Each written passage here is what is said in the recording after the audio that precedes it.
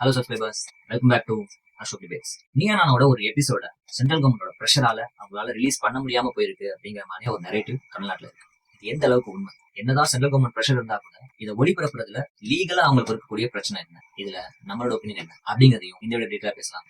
நான் உங்கள் அசோக், அசோக் டிபேட்ஸ். என்ன பொழப்பு மனுஷன் இன்னைக்கு இருப்பான், நாளைக்கு இருப்பான், நாளை கழிச்சு ஊருக்கு போடாம இருக்கேன்.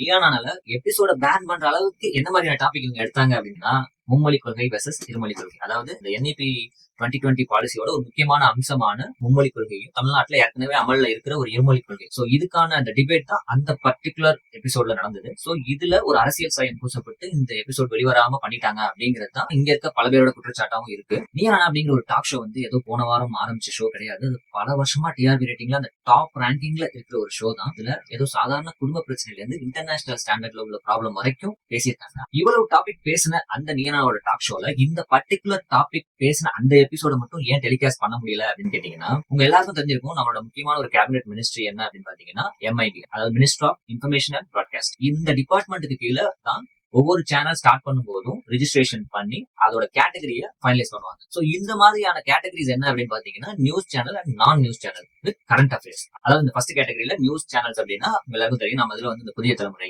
நியூஸ் 18 தமிழ்நாடு, நியூஸ் 7 தமிழ், என் கலைஞர் செய்திகள், சன் நியூஸ், இந்த மாதிரியான சேனல்ஸ் எல்லாம் நியூஸ் சேனல்ஸ் நம்ம ஓப்பனா சொல்லலாம். அதே நான் நியூஸ் சேனல் என்ன சொல்லுவீங்க அப்படின்னா, இந்த மியூசிக் சேனல்ஸ், காமெடி சேனல்ஸ், இந்த படம் மட்டுமே போடுற சேனல்ஸ், இந்த மாதிரியானதெல்லாம் நம்ம நான் நியூஸ் சேனல் அப்படின்னு நம்ம ஓப்பனா டிக்ளேர் பண்ணிடலாம். ஆனா அவங்க என்னவா ரிஜிஸ்டர் பண்ணிருக்காங்க அப்படிங்கிறது நமக்கு தெரியாது. ஏன்னா இது ஒரு மினிஸ்ட்ரி சம்பந்தப்பட்ட ஒரு விஷயம். இதுல பர்டிகுலரா பாத்தீங்க அப்படின்னா, சன் டிவியா இருக்கட்டும், சன் மியூசிக் நம்ம சொல்றோம்ல, அது கூட நியூஸ் சேனல் தான் ரெஜிஸ்டர் பண்ணப்பட்டிருக்கு. ஆனா இந்த ஸ்டார் விஜய் இருக்காங்கல்ல, இந்த குரூப் வந்து அவங்களோட சேனலை நான் நியூஸ் அண்ட் கரண்ட் அஃபேர்ஸ், அதாவது அவங்க நியூஸும் வெளியிடக்கூடாது, கரண்ட் அஃபேர்ஸ் பத்தியும் பேசக்கூடாது. இதுதான் அந்த கேட்டகரியோட டேர்ம்ஸ் அண்ட் கண்டிஷன். சோ இதுதான் சட்ட ரீதியான பிரச்சனை.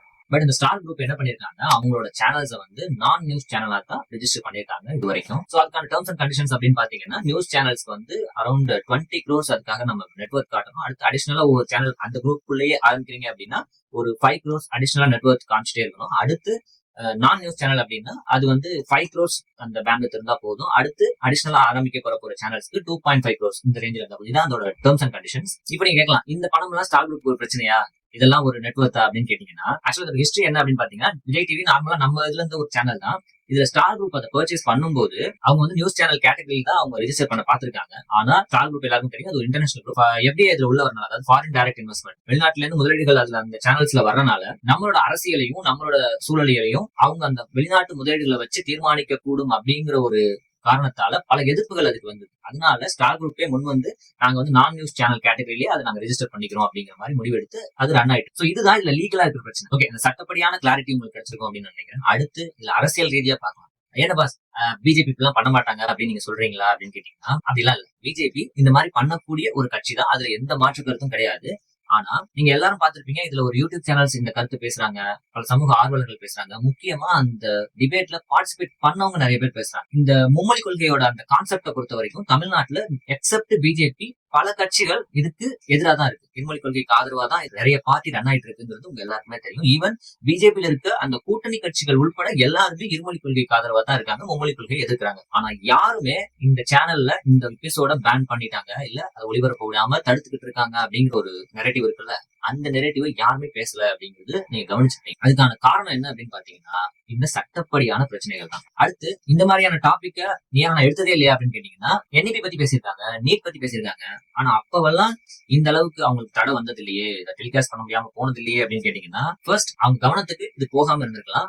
செகண்ட், அது இந்த அளவுக்கு ஒரு இம்பாக்ட கிரியேட் பண்ணாது அப்படின்னு சென்ட்ரல் கவர்மெண்ட் நினைச்சிருக்கலாம். இது மாதிரியான காரணங்களால அதை அனுமதித்திருக்கலாம். அட் த சேம் டைம் இந்த மொழி கொள்கை சம்பந்தமான ஒரு டாபிக்ங்கிறது பெரிய இம்பாக்ட் ஏற்படுத்தக்கூடிய ஒரு டாபிக். ஏன்னா இந்த மொழி உணர்வை வச்சுதான் திராவிட கட்சிகள் இத்தனை வருஷமா தமிழ்நாட்டுல வேரூன்றி இருக்காங்க. தமிழ்நாட்டுல மட்டும் இல்ல, பல நாடுகள்ல பார்க்கக்கூடிய ஒரு டாக் ஷோல நமக்கு வீக்கான ஒரு டாபிக், அதாவது மும்மொழி கொள்கையில அவங்களுக்கு அந்த அளவுக்கு பாயிண்ட்ஸ் இல்ல அப்படிங்கும் போது அவங்க அந்த வாதத்துல பெருசா அவங்க ஜெயிச்சிருக்க முடியாது. இதனால சென்ட்ரல் கவர்மெண்ட் அந்த NEP பாலிசியை தமிழ்நாட்டுல இம்ப்ளிமெண்ட் பண்றதுக்கு நிறைய நெருக்கடிகள் வரக்கூடும், மக்களிடையே ஒரு விழிப்புணர்வு வரும் அப்படிங்கிறதுக்காகத்தான் டாபிக்க பேன் பண்ணிருக்கலாம் அப்படின்னு எனக்கு தோணுது பர்சனலா. இது எல்லாமே விஜய் டிவிக்கு தான் வெளிச்சம்.